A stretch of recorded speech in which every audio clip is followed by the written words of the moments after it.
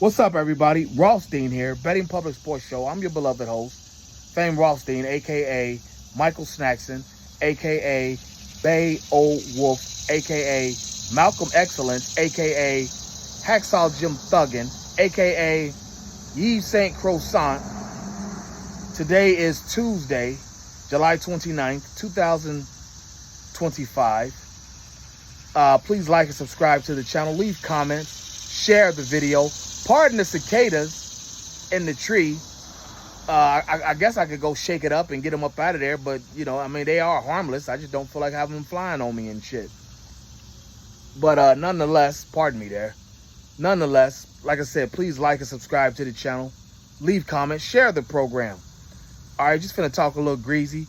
Our annual college football and NFL sports betting futures will be out here in about 2-3 weeks, about the middle of August. Here we got some time here as the football season is about to kick up. But I just want to rap to you and tell you, sorry I'm doing that. Reason number 4080 of why you should stop listening to these pro athlete podcasts. These retired athletes, their podcasts. Matt Barnes from the All the Smoke podcast. The toughest Matt Barnes is the world's toughest 6'8" dude. All he does is threaten and run up on kids, younger people, and 5'9" dudes.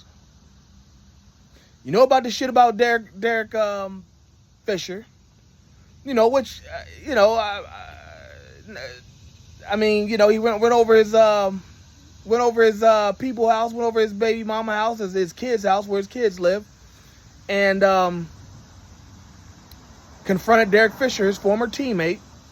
Now, why he confronted him, kind of understand, but the way he did it was like, dude, and then about him spitting on motherfuckers, running up on, high school kids or the high school, the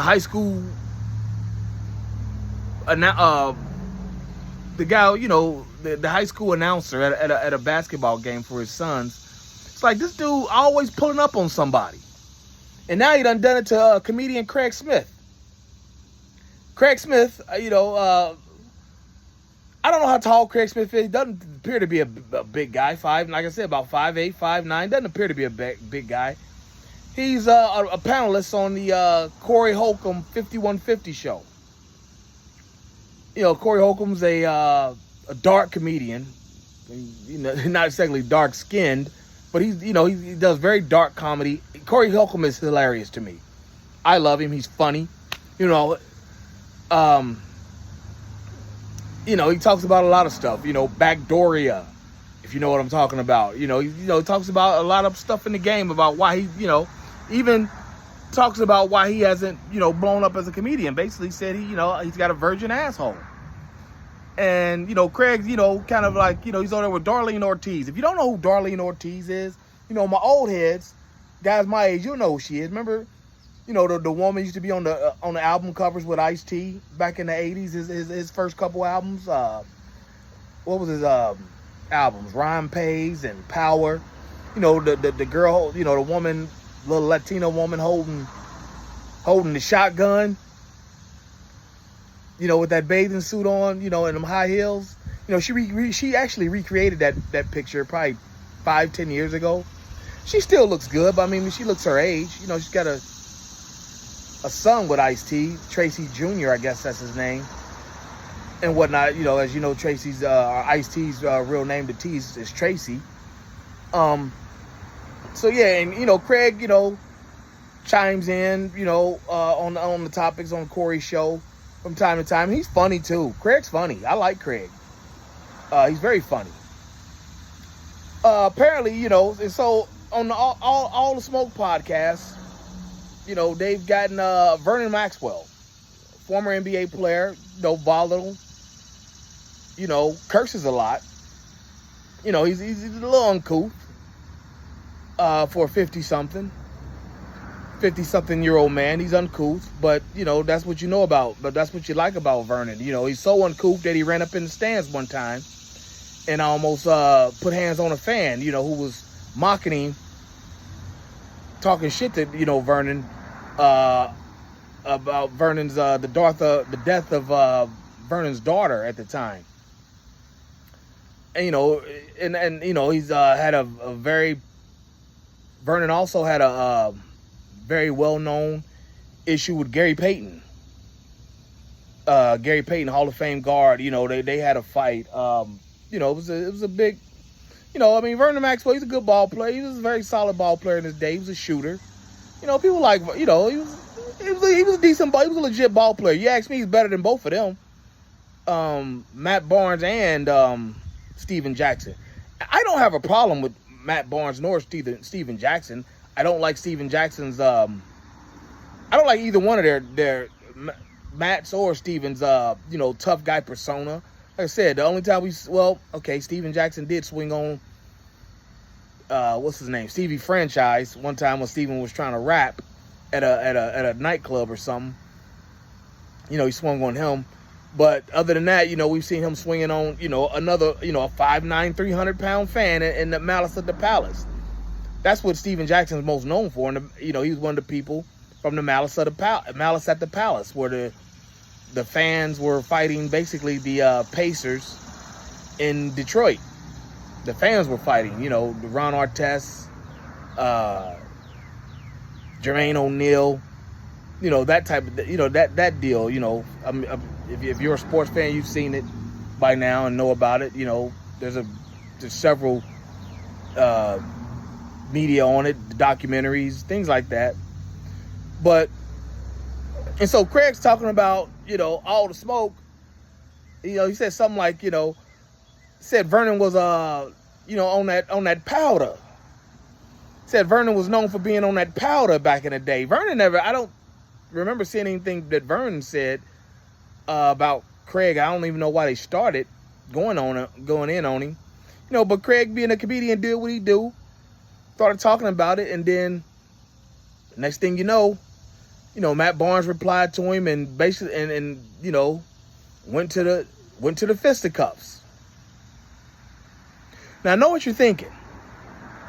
Yes, I had no problem with Shaq threatening Robert Griffin III, because Robert Griffin III be on some bullshit going at Angel Reese.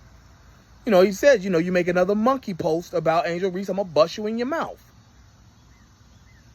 I ain't heard from nothing from Robert Griffin III since. I don't know if he's threatening I don't know if he's talking about, suing Shaq or I don't know what's going on with that.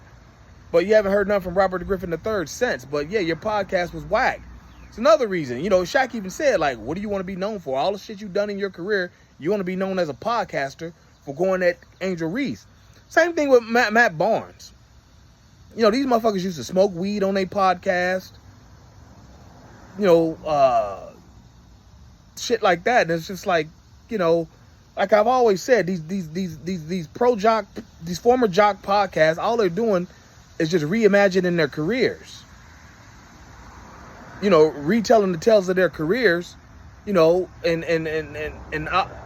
the smoke guys, Barnes and Jackson, they want people to think that they were tough guys, now Steven Jackson does have a very interesting story about him and Greg Popovich, the former Spurs coach, and Tony Parker. But other than that, it's all about, I was the toughest, realest motherfucker. I was better than everybody that you think. I was just a realist, and they wouldn't, in the NBA wouldn't promote me. Barnes, on the other hand, let's be honest. You don't know anything about Matt Barnes' NBA career other than the fact that he tried to bounce a ball off Kobe on an inbounds play. Kobe Bryant, rest in peace. You know what I'm saying? He gives love to Kobe and whatnot. These guys up here be shitting on Magic, or not, they didn't really shit on Magic. But they kind of said like, Steph Curry is the best point guard because he had to build that you know, he came in with less to work with Magic. Magic had Kareem and whatnot when he came to the Lakers, but he also was a 19-year-old Finals MVP in 1980, his rookie year. Like, come on, man. Like, trust me. Like, for basketball players, I just thought that was a very wild, weird take, because if Steph ain't scoring, he ain't doing shit. Like, you know, it ain't hard to get an assist. I mean, I know like Yinka Dare didn't get any assists before, but he was a center from Africa in the 90s. You know what I'm saying? And, you know, like Magic, you know, he dominates the game, you know, several ways. Neither one of them dominated defensively. But, like, you know, if Magic ain't scoring, he's doing other shit. He's rebounding. You know, he's playmaking. You know, Steph, if he ain't scoring, he's a decoy on the floor. If his shot ain't, that one time every 2 weeks when his shot ain't falling. That one time, you know, he's useless pretty much throughout the game. He's a decoy.